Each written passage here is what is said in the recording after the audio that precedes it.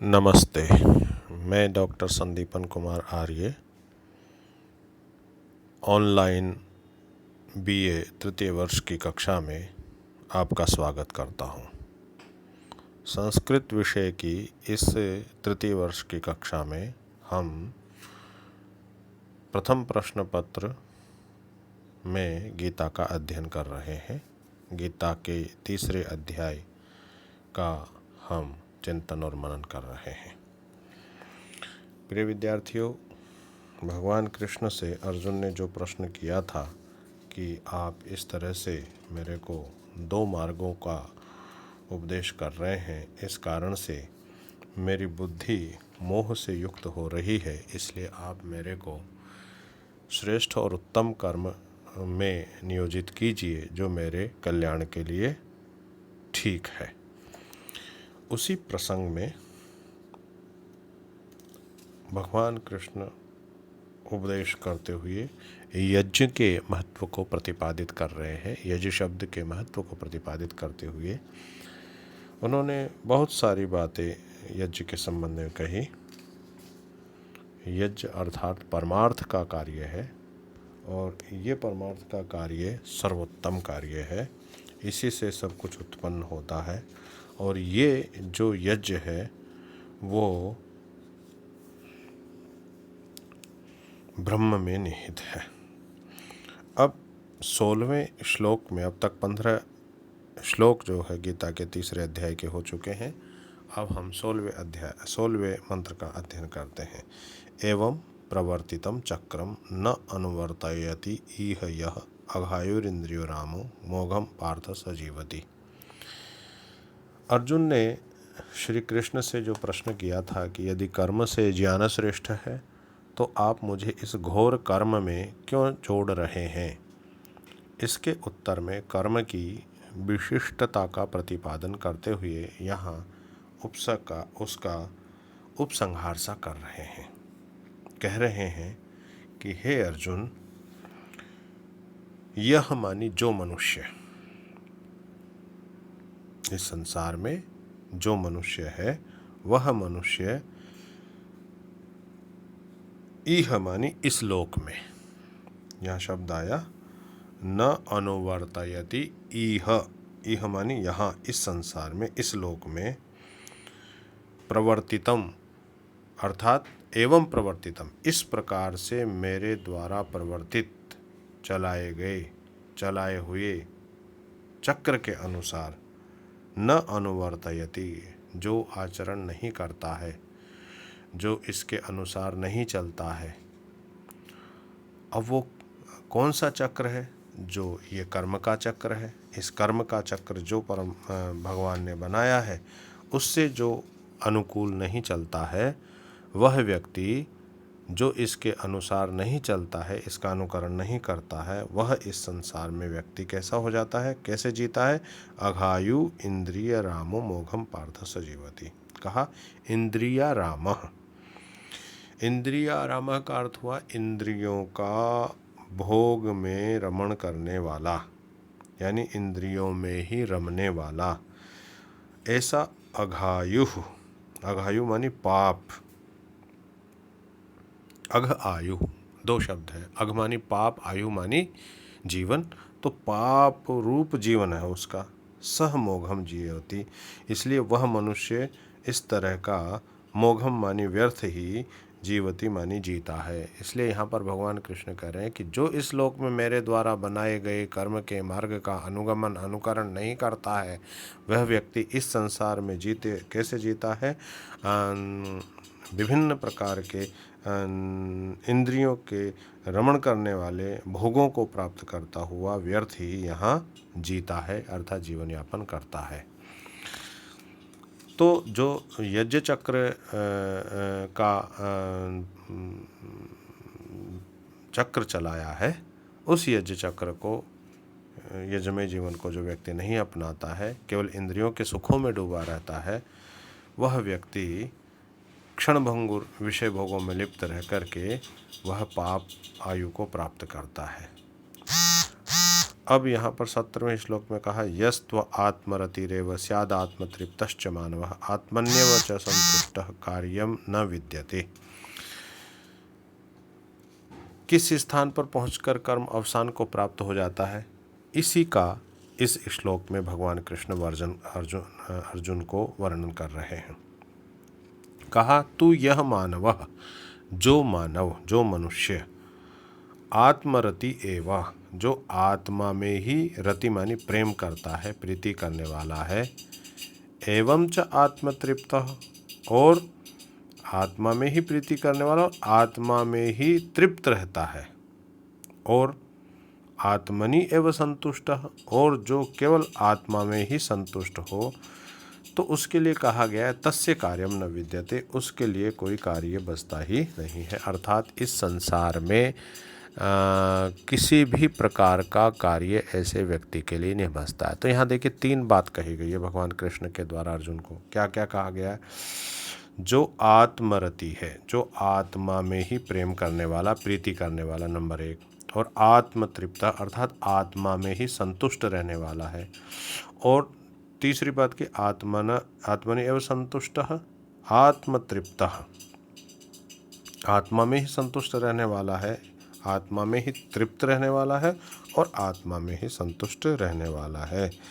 तो जो व्यक्ति समस्त भोगों का त्याग परित्याग कर देता है, वह निश्चित रूप से वह आत्मरति हो जाता है, आत्मतृप्त हो जाता है, आत्मसंतुष्ट हो जाता है। ऐसा भगवान कृष्ण अर्जुन को।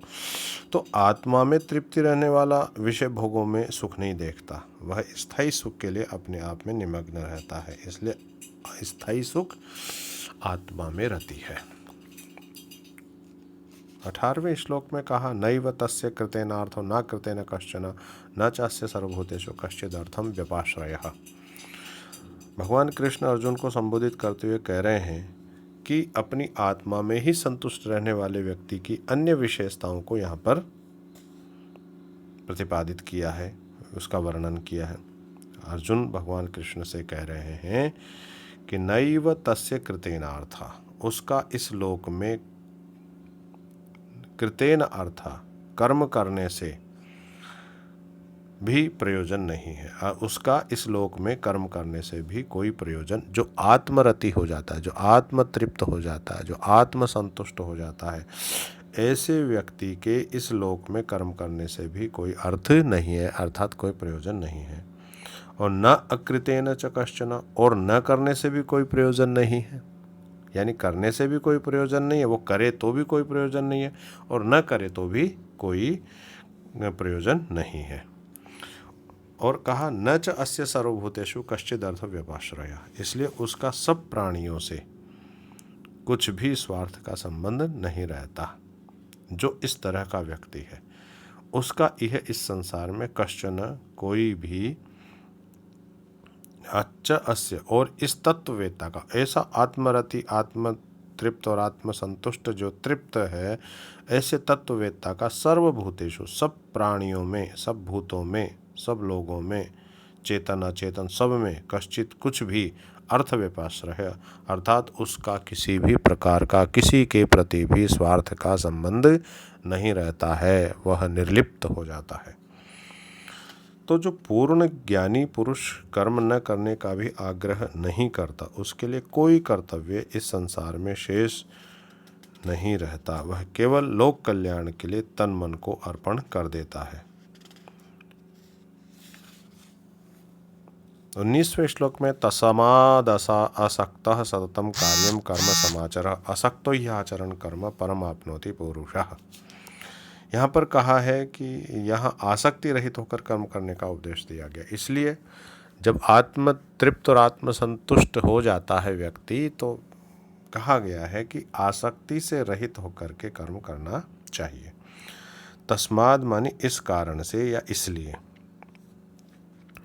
अनासक्तः, तस्माद शब्द अलग है और असक्तः, देखिए तस्माद असक्तः, इन दोनों पदों को जब अलग अलग करेंगे तो द में अ है, ये एक्चुअल में द त का बना हुआ है, तो यहाँ अलग अलग संधि विच्छेद करेंगे। तस्मात असक्त, तस्मात इस कारण से, असक्त मानी अनासक्त होकर के, मोह से रहित होकर के, सत्वम अर्थात निरंतर कार्यम कर्म समाचरः, निरंतर करने योग्य कर्म का जो आचरण करता है, कर्म समाचरः।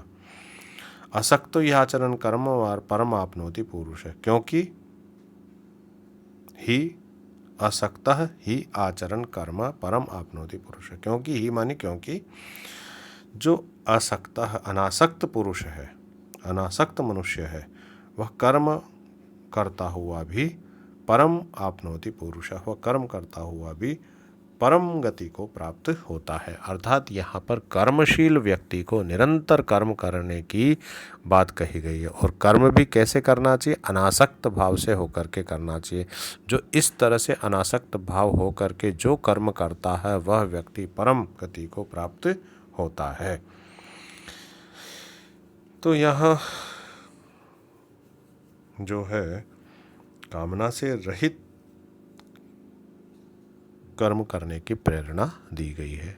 जो इस तरह से कर्म करता है वह गृहस्थ आश्रम में या संसार में रहते हुए भी वह परम गति को प्राप्त होता है। 20वें श्लोक में कहा है, कर्मणैव हि संसिद्धिम् आस्थिता जनकादयः लोक संग्रह में वापि संपश्यन कर्तुमर्हसि। अब यहाँ पर भगवान कृष्ण अर्जुन को इतिहास के संबंध में बता रहे हैं कि कैसे कर्म करते हुए संसार में बड़े बड़े महान पुरुषों ने परम गति को प्राप्त किया है। इसलिए यहाँ पर विषयों के लिए किया हुआ कर्म को भोग कहा गया है। भोगों में व्यक्ति को कभी सुख प्राप्त नहीं होता। भोग का फल क्या है? रोग है। आत्मा के लिए किया हुआ कर्म निष्काम कर्म है, उसका फल परम गति है। परम गति का अधिकारी वही प्राणी, प्रगतिशील प्राणी हो सकता है जो आत्मा के सहारे कर्म के दुर्गम पहाड़ पर प्रसन्नता और उत्साह से चढ़ जाता है। कर्म को यहाँ पहाड़ कहा गया है, चढ़ जाता है। ऐसे ब्रह्मविद महापुरुषों ने भी कर्म को ही सिद्धि का सर्वश्रेष्ठ साधन माना है और निष्काम कर्म से जीवन को महान उन्होंने बनाया है। इसलिए यहाँ पर इतिहास की चर्चा करते हुए भगवान कृष्ण अर्जुन को कह रहे हैं कि आज ही नहीं, इससे पहले भी लोगों ने कर्म करते हुए, अनासक्त कर्म करते हुए, जिनमें कहा गया है कर्मणा एव, कर्म के द्वारा ही माने क्योंकि यही निश्चय पूर्वक, निश्चय ही जनकादयः, जनक आदि यानी जनक जो ऋषि थे, राजा थे, जिसके बारे में इतिहास में प्रसिद्ध है कि वे रामायण काल में जो सीता जी थीं उनके पिता थे और वो राजपाट करते थे, लेकिन राजपाट करते हुए भी वो अनासक्त भाव उस राजपाट में रखते थे। इसलिए यहाँ पर उदाहरण देते हुए भगवान कृष्ण ने कहा जनकादयः, जनक ही नहीं, जनक आदि। इससे पहले और भी बहुत लोग ऐसे हुए हैं, राजे महाराजे, जो अनासक्त भाव से कर्म को करते हुए परम सिद्धि को प्राप्त किया है। तो कहा जनकादयः, जनक आदि कर्मणा मानी कर्म से ही संसिद्धिम आस्थिता, परम सिद्धि को आस्थिता मानी प्राप्त हुए हैं। लोक संग्रह में वापि संपश्यन कर्तुमर्हसि, इसलिए कहा गया है लोक संग्रह में अपि, अतः लोक संग्रह को ही देखते हुए तुम भी, संपश्यन देखते हुए तुम भी, लोक कर्तुमर्हसि, तुम कर्म करने के ही योग्य हो। अंत में भगवान कृष्ण यहाँ पर आते आते कहते हैं कि देखो, जनक आदि ऋषि महर्षियों ने अनासक्त भाव से कर्म करते हुए परम सिद्धि को प्राप्त किया है। इसलिए हे अर्जुन, तुम्हारे को भी कर्म करते हुए लोक कल्याण के लिए इस धर्म को करने का, कर्तव्य को करने का, कर्म करने का, ये सब देखते हुए भी तुम्हें कर्तुम कर्म करना अर्हसि योग्य है। अर्थात लोक संग्रहम, लोक संग्रह का, संसार के कल्याण के लिए तुम्हें कर्म करने के ही योग्य हो। इसलिए तुम्हें निष्काम भाव से होकर के युद्ध करना चाहिए। अब यहाँ पर बहुत सारी बातें बताई गई है। देखिए, जनक जो है उन्होंने भोग में त्याग, राज्य का संचालन करते वैराग्य व संपन्न एवं समर्थ होकर कर्म करने का उदाहरण जनक के जीवन में मिलता है। जगत में जो कुछ विज्ञान, ज्ञान, सत, साहित्य, धर्म और संस्कृति है वह महापुरुषों के अनासक्त कर्म से ही है, इसलिए आज हम उन्हें पढ़ रहे हैं। कर्महीन, स्वार्थी और विलासी नर नारी जगत को जड़ और भद्दा बनाते हैं। जनक कर्म में ऐसे तन्मय हो जाते थे कि उन्हें देह की भी सुधि नहीं रहती थी। निमग्नता, सावधानी, दैवी भाव और पुरुषार्थ सहित किया हुआ कर्म सुख और सिद्धियों का दाता कहा जाता है। महर्षि व्यास के सुपुत्र जन्म ज्ञानी शुकदेव ने भी राजा जनक का शिष्यत्व ग्रहण किया था। उपनिषदों में भी इसी प्रकार की अनेक कथाएं हैं। महर्षि गौतम ने राजा जयबली से पंचाग्नि विद्या सीखी थी। उद्दालक ने राजा अश्वपति से वैश्वानर विद्या प्राप्त की थी। कर्मयोगी जन सिद्धियों को प्राप्त करके जगत को कर्मयोग के आचरण में लगाने का प्रयत्न करते हैं। ये इतिहास है हमारा। इसलिए भगवान कृष्ण ने जनक का उदाहरण देते हुए यहाँ पर लोक संग्रह के लिए, लोक संग्रह ही धर्म का सार है। इसलिए हे अर्जुन, तुम्हारे को कर्म करते हुए, कैसा कर्म करते, निष्काम कर्म करते हुए ही तुम्हें कर्म करना ही योग्य है, कर्म से भागना योग्य नहीं है। प्रिय विद्यार्थियों, आज की इस ऑनलाइन संस्कृत के तृतीय वर्ष की कक्षा में इतना ही। अगला कल पाठ जो है अगली ऑनलाइन कक्षा में होगा। धन्यवाद।